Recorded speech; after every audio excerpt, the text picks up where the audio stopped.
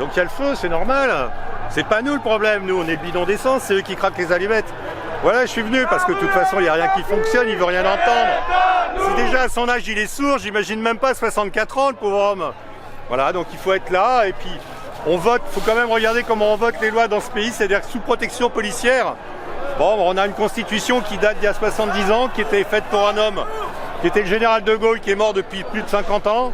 Mais cette constitution, elle est toujours là pour nous pourrir la vie. On est un des pays d'Europe qui fonctionne comme ça le plus mal. Le monde entier nous regarde tellement c'est anormal ce qui se passe. Mais c'est pas grave, ils ont les textes, ils ont tout ça. On vote pas les lois parce qu'on n'aura peut-être pas le vote, alors on passe le 49.3.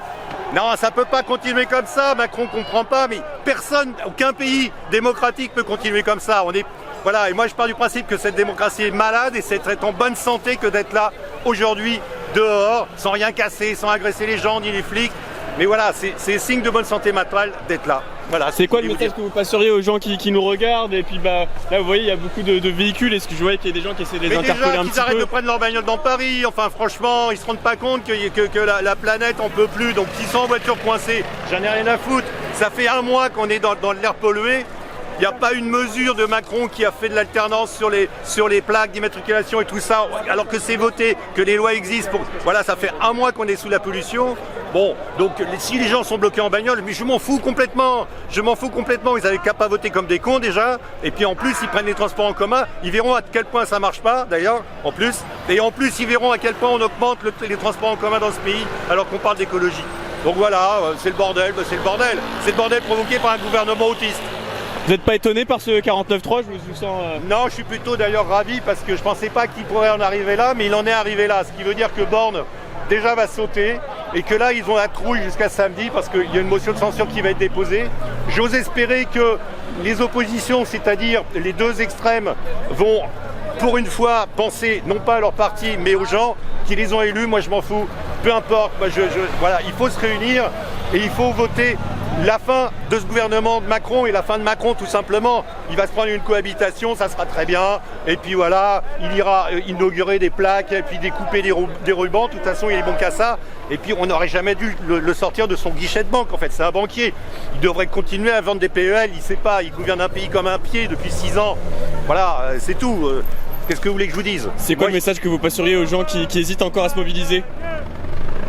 Écoutez, on était 3,5 millions il y a quelques jours. Moi je vous dis, cette démocratie est malade. Cette démocratie est malade. Si vous en rendez pas compte, c'est que vous êtes dedans ou alors vous voulez pas voir. Donc être en bonne santé, c'est venir dans la rue. J'ai rien, j'ai pas de marteau, je vais pas aller casser une vitre, je vais pas casser des flics, je m'en fous. Moi je gagne très très bien ma vie en plus.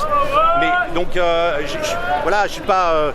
Il faut venir, il n'y a que dans la rue, de toute façon, depuis que le monde est monde, c'est les rues qui gouvernent. On nous passe notre temps à nous dire que c'est pas vrai, mais si. C'est ce que j'allais dire, voilà, pourtant c'est tout l'inverse. C'est toujours la rue qui gouverne, ça sera toujours la rue qui gouvernera, c'est tout.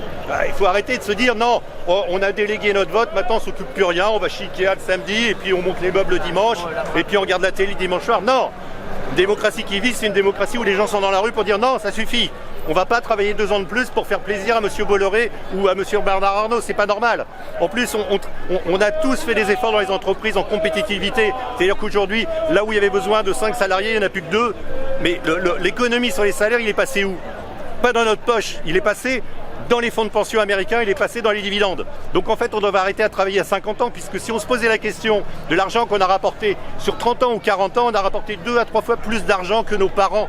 Parce qu'on a des iPhones, parce qu'il y a Internet, parce que maintenant il n'y a plus de secrétaire derrière un représentant, parce qu'il y a un gain en productivité. Donc ce gain en productivité, on nous l'a volé. Et bien, si on devait calculer la richesse qu'on a rapportée, non pas le nombre d'années de cotisation, on devrait partir à la retraite 15 ans plus tôt. Non, on nous le recule parce que de toute façon, ils ont besoin. Tant qu'on ne les arrêtera pas, ils ne s'arrêteront pas.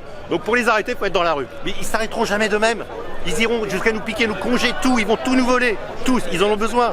Ils en ont besoin parce que la finance fonctionne d'une manière catastrophique, c'est-à-dire qu'elle a besoin de entre 8 et 10% de croissance par an.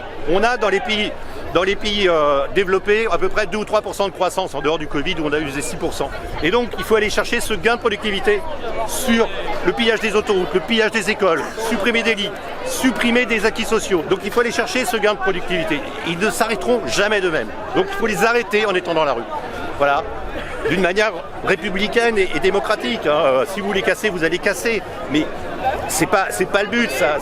Moi, j'ai fait 30 manifs de gilets jaunes.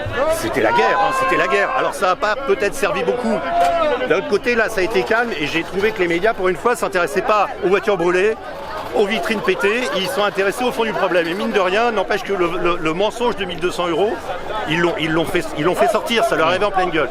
Donc ça a été bénéfique ces manifs, parce qu'elles ont été calmes. Bon, il y a eu bien sûr des choses cassées, mais ça, il y a toujours des débordements. Et puis c'est la vie, c'est pas grave. Moi je préfère une vitrine cassée que 3 écoles fermées ou 2 usines avec 500 personnes au chômage. Ça fait des dégâts.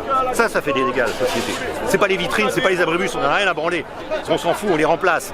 Ce qui fait des dégâts, c'est toute la pollution, c'est les écoles, les services sociaux quand on va à l'hôpital, mais c'est dramatique, les pauvres infirmières, elles sont là, enfin franchement elles en peuvent plus, elles sont à bout de nerfs. Qu'est-ce qu'on a fait? Là franchement Macron, qu'est-ce qu'il fait? Alors on va réquisitionner les éboueurs, c'est extraordinaire les éboueurs. Il y a 5 ans, les enfants ils mettaient des dessins dans Paris pour remercier les éboueurs pendant le Covid, et là ils peuvent aller en tôle s'ils vont pas travailler. C'est ça la Macronie, c'est ça, les gens qui, pendant qu'on est chez nous en train d'essayer de pas crever du Covid, il y avait des gens qui ramassaient nos poubelles, et là on les menace d'aller en prison s'ils vont pas travailler. C'est à vomir, ils sont à vomir. Merci beaucoup, monsieur. Salut.